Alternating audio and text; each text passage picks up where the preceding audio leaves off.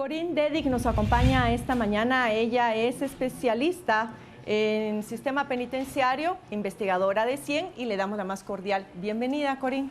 Muy buenos días, Carmen. Varios acontecimientos han llamado la atención durante los últimos meses, finales del 2015, inicios ahora del 2016, y tiene que ver con lo que yo mencionaba, la percepción de que los motines en las cárceles han ido en aumento, la percepción de que las muertes en las cárceles igualmente han aumentado, algunas de ellas en circunstancias que todavía están siendo investigadas, los privilegios que todavía se mantienen en las cárceles, y ayer lo vimos con la ex vicepresidenta Roxana Valdetti, cuando ella prácticamente admite que su familia llega a verla todos los días y aparentemente sin un horario establecido.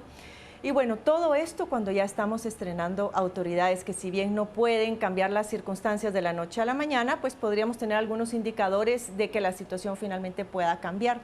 Bienvenida entonces, Corinne, y hablemos, si quieres, del primer tema. ¿Están aumentando o no los motines en las cárceles? Pues muy buenos días. Definitivamente no es solamente la percepción que uno tiene a partir de las noticias de que los hechos violentos en las cárceles están aumentando, sino cuando uno compara los números, por ejemplo, de las personas que han muerto en las cárceles, se puede ver que esos han ido en aumento, de hecho no solo del 2014 al 2015, sino también del 2013 al 2014, pero hubo un aumento más elevado desde el 2014 al 2015. Creo que es una tendencia que se ha manifestado especialmente en el segundo semestre del año pasado, que hubo varios motines bastante grandes con también una cantidad elevada de muertes, a veces pues inclusive más de 10 personas, que eso obviamente pues hace crecer las estadísticas, pero no es una percepción, sino cuando uno compara los números es realidad. Esto es realidad. Ahora bien, Corinne, ¿se tiene alguna información de cuál es el móvil de estas situaciones? Algunas veces se tiende a decir que esto es por el hacinamiento y es, al parecer, pues una reacción psicológica de quienes están con muchas personas alrededor que se tornan violentos, pero también da la duda si hasta cierto punto no son provocados, porque en algunas ocasiones de estos motines derivan una serie de traslados de reos, en donde generalmente el reo que es trasladado, para ponerte un ejemplo, Francisco Arana, quien apareció muerto la semana pasada, todavía el INASIF está investigando las causas de su muerte, tienen este tipo de desenlaces. Él sale de la prisión de Izabal después de ese motín, se dice que había una pugna de poder dentro de la cárcel, es trasladado a otra y es allí en donde se suscita este hecho lamentable. Bueno, creo que hay que diferenciar, hay varias situaciones distintas, digamos. Uno son motines en donde la población reclusa se amotina en contra de las autoridades porque no están contentos con algunas condiciones. Esto usualmente en caso de la calidad de la comida, de la regulación de la visita o de encomiendas que ellos quieren, digamos, cambiar esos... En señal de protesta. Exactamente. Que pueden llevar a hechos violentos por el enfrentamiento con las autoridades. También hemos visto que se ha vuelto una práctica que están reteniendo personal. Ocurrió en Fray Janes II, por ejemplo. Y el otro son hechos violentos que ocurren entre personas privadas de libertad, ya sea porque hay una pugna de poder, porque tienen algún problema, porque tienen cuentas a saldar o lo que sea el motivo. Entonces creo que hay que diferenciar entre esas dos situaciones porque son dos situaciones distintas.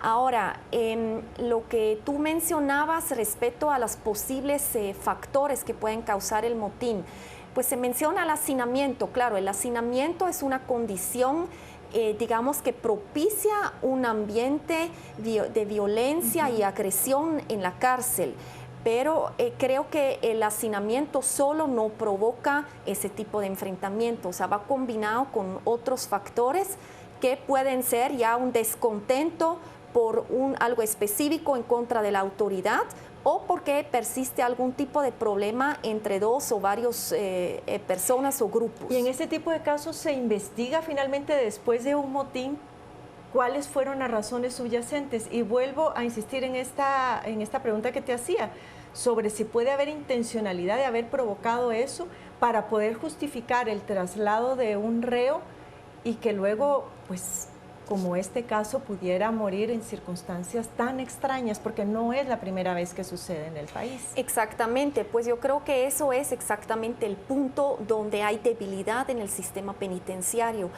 O sea, en el caso de que hay una muerte, obviamente es el Ministerio Público que tiene que investigar. ¿Investiga regularmente o simplemente por tratarse de reos y prácticamente personas que están excluidas de la sociedad, el Ministerio Público en esos casos ya no actúa?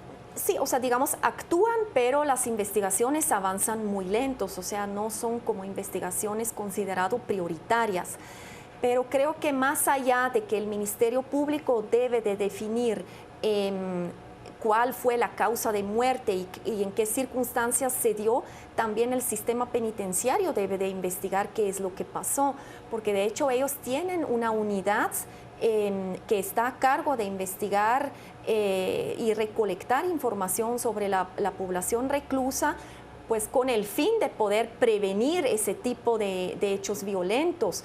Y creo que más aún cuando haya ocurrido algo así, es muy importante que la institución investiga qué es lo que había de fondo, porque bien como tú dices, a veces puede ser que se origina un motín bajo el pretexto de alguna cosa o algo que pareciera que fuera por un enfrentamiento entre grupos o bandas, pero realmente el origen es conseguir un traslado o conseguir algún tipo de otras cosas. Entonces, aunque tenemos los otros casos también en donde se dan descuartizamientos también, Corín, es decir, ahí sí obviamente hubo un asesinato y de una manera espantosa que al final simplemente sabemos que sucedió, pero no se sabe cuáles fueron los resultados de esa investigación en cuanto a quienes cometieron el hecho.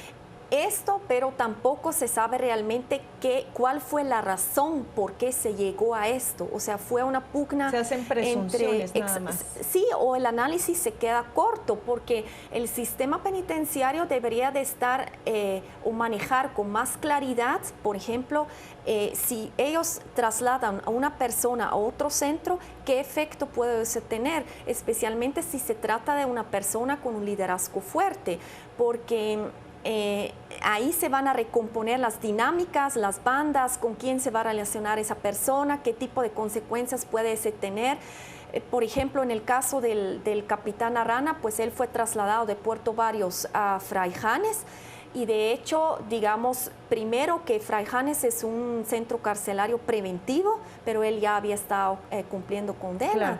Y también el otro argumento es que Fraijanes es un centro que está dominado por pandilleros y él no era pandillero. O sea, ¿por qué se decidió trasladar a esa persona exactamente a este centro? Porque realmente no correspondía su perfil con el perfil que se maneja usualmente en este centro carcelario. Y por eso es importante tener ese tipo de análisis para poder prever qué dinámicas se van a abrir en el nuevo al centro carcelario a donde se le va a trasladar a esa persona. Y justamente ahí quiero que conversemos ahora en esta segunda parte de la entrevista. Solo nos vamos a ir a redes sociales sobre cómo avisoras tú el actuar de las nuevas autoridades frente a todos estos problemas que más bien parecen agudizarse.